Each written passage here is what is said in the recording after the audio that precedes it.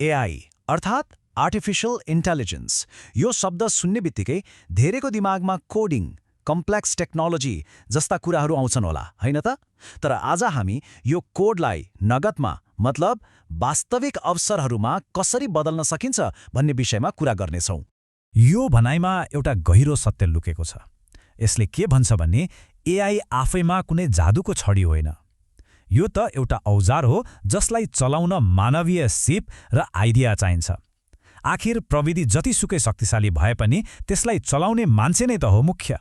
त्यसो भए यदि एआई चलाउने व्यक्ति नै सबैभन्दा महत्त्वपूर्ण हो भने पहिले त यो नयाँ इन्टेलिजेन्स आखिर हो के त्यो त बुझ्नु पर्यो नि, हैन? ल, यसको एकदमै आधारभूत कुराबाटै सुरु गरौँ। हाम्रो पहिलो खण्ड बौद्धिकताको नयाँ युग। कुनै पनि उपकरण चलाउनु अघि त्यसको जग बुझ्न आवश्यक छ। त्यसो भए एआईको यो क्रान्ति कहाँबाट सुरु भयो र आज हामी उभिएको यो ठाउँसम्म कसरी आइपुग्यो? आउनुहोस् यसको यात्रालाई छोटकरीमा हेरौँ। सरल भाषामा भन्नुपर्दा एआई भनेको मसिनलाई मान्छेले जस्तै सोच्न, सिक्न अनि कुनै समस्या समाधान गर्न सक्ने बनाउने एउटा तरिका हो। यो कुनै सामान्य क्याल्कुलेटर जस्तो होइन जसले हामीले दिएको निर्देशन मात्र पालना गर्छ। बरु यसले त अनुभवबाट सिक्दै आफैलाई अझ राम्रो बनाउँदै लैजान्छ। एआईको यो यात्रा सोचे जस्तो सिधा र सजिलो भने थिएन है। सन् 1956मा एउटा एकाडेमिक सपनाको रूपमा सुरु भएको यो क्षेत्र 80को दशकमा त पैसाको अभावले गर्दा एआई विन्टर अर्थात् शीतकालमा प्रवेश गर्यो। मतलब यो क्षेत्र पुरै चिसियो।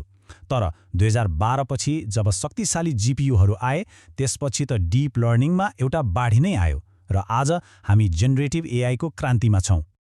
ल, इतिहास र परिभाषा त बुझियो। अब सबैभन्दा रमाइलो पाटोमा जाउँ।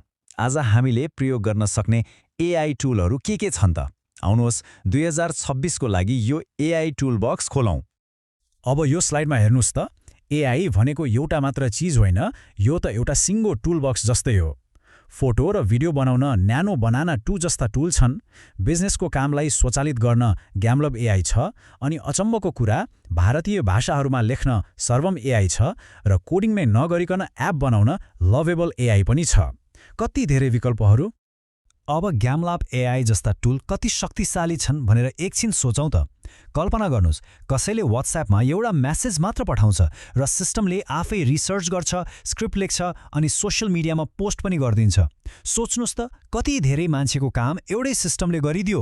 यही हो अटोमेसनको कमाल। ल, टुलहरू त हामीले देख्यौँ, तर अब सबैभन्दा महत्त्वपूर्ण प्रश्न, यी टुलहरूलाई आम्दानीको स्रोतमा कसरी बदल्ने? अब सिद्धान्तलाई व्यवहारमा उतार्ने बेला भयो। यो तुलनाले एआईले ल्याएको परिवर्तनलाई छर्लङ्ग पार्छ। पहिले एउटा युट्युब थम्बनेल बनाउन घन्टौँ लाग्थ्यो, त्यो पनि डिजाइनरको सिपमा भर पर्थ्यो। तर आज नानो बनाना 2 जस्तो टुलले केही मिनेटमै फिल्मको पोस्टर जस्तो थम्बनेल बनाइदिन्छ। एउटा दुईटा होइन, सयौंको संख्यामा। यो कुनै हावाको कुरा होइन, एउटा साधारण हिसाब हो। सोचौँ त, एउटा थम्बनेलको 500 रुपियाँ मात्र लिने हो भने र त्यस्ता 100वटा थम्बनेल बेच्न सक्यो भने सिधै 50,000 रुपियाँ कमाइ हुन्छ। यो एआईले खोलेको सानो तर वास्तविक अवसरको एउटा उदाहरण मात्र हो। र कुरा थम्बनेलमा मात्रै सीमित छैन। एआई अटोमेसनको सर्भिस दिएर त आम्दानीलाई अझै बढाउन सकिन्छ। सुरुमा एउटा ग्राहकबाट मासिक 40,000 कमाउन सकिएला। बिस्तारै 3 ग्राहक समात्दा 1,20,000 पुग्ला। र यदि साँच्चै राम्रो हाई एन्ड सर्भिस दिने हो भने त मासिक 6 लाख रुपियाँसम्म कमाउने बाटो खुल्छ। र यो सानोतिनो फ्रिल्यान्सिङ मात्र होइन, यसलाई त एउटा पूरा बिजनेस मोडलको रूपमा सोच्न सकिन्छ। जस्तै एउटा एआई अटोमेसन एजेन्सी खोल्ने जसले अरू कम्पनीहरूको लागि ग्राहक खोज्नेदेखि लिएर बिक्री बढाउनेसम्मको सबै काम स्वचालित रूपमा गरिदिन्छ। कस्तो राम्रो आइडिया होइन?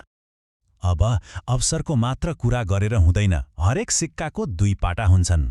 अब अलिकति गम्भीर विषयमा कुरा गरौँ, एआईसँग जोडिएका ती जोखिमहरू जुन हामीले प्राय देख्दैनौँ। एआईले अवसर मात्रै होइन, निकै गम्भीर चुनौतीहरू पनि सँगै लिएर आएको छ। जस्तै कि गलत सूचना र प्रोपोगन्डाको बिगबिगी, एल्गोरिदमिक पूर्वाग्रहले गर्ने भेदभाव, हाम्रो गोपनीयतामाथिको खतरा र प्रविधिले गर्दा बढ्दो बेरोजगारी। यी कुराहरूलाई हामीले हल्का रूपमा लिनु हुँदैन। अब यो एल्गोरिदमिक पूर्वाग्रह भनेको के हो त? एउटा वास्तविक घटनाबाट बुझौँ। 2015मा गुगल फोटोजले कालो वर्णका मानिसहरूको फोटोलाई गल्तीले गोरिला भनेर लेबल गरिदियो। यो गुगलले जानी गरेको थिएन, तर एआईलाई तालिम दिन प्रयोग गरिएको डेटामा जुन मानवीय पूर्वाग्रह थियो, मेसिनले त्यही सिक्यो। यसले के देखाउँछ भने प्रविधिले हाम्रो समाजमा भएको भेदभावलाई अझै बढाउन सक्छ।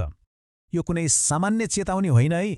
संसारका ठूला एआई वैज्ञानिकहरूले के भनेका छन् भने एआईबाट हुने अस्तित्वको जोखिमलाई पनि महामारी र आणविक युद्ध जत्तिकै गम्भीरताका साथ लिनुपर्छ। यो कुराले हामीलाई एकछिन सोच्न बाध्य बनाउँछ। ल, हामीले अवसर पनि बुझ्यौं, जोखिम पनि बुझ्यौं, तर ज्ञान भएर मात्रै त केही हुँदैन। अब प्रश्न आउँछ, यो ज्ञानलाई शक्तिमा कसरी बदल्ने? आउनुहोस् हाम्रो अन्तिम खण्डमा प्रवेश गरौँ। अब के गर्ने? यदि कसैलाई एआईमा केही सुरु गर्न मन छ भने यो 4 चरणको योजनाले धेरै मद्दत गर्न सक्छ। पहिलो, कुनै एउटा टुललाई राम्ररी बुझ्नुहोस्। दोस्रो, एकैचोटि सबै कुरा सिक्न नखोज्नुहोस्, कुनै एउटा सिपमा मात्र ध्यान दिनुहोस्। तेस्रो, खाली ट्युटोरियल हेरेर मात्र हुँदैन, आफैले केही प्रोजेक्टहरू बनाएर अभ्यास गर्नुहोस्। र सबैभन्दा महत्त्वपूर्ण चौथो चरण, आफ्नो कामलाई दुनिया सामु देखाउनुहोस्। अवसरहरू त्यहीबाट आउँछन्।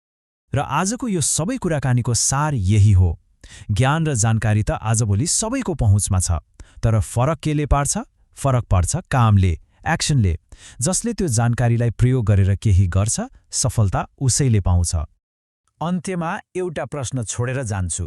उपकरणहरू हाम्रो हातमा छन्, जोखिमहरू पनि हामीलाई थाहा छ। अब प्रश्न यो हो कि हामी मिलेर यसबाट कस्तो भविष्य बनाउनेछौँ, सोच्दै गर्नुहोला।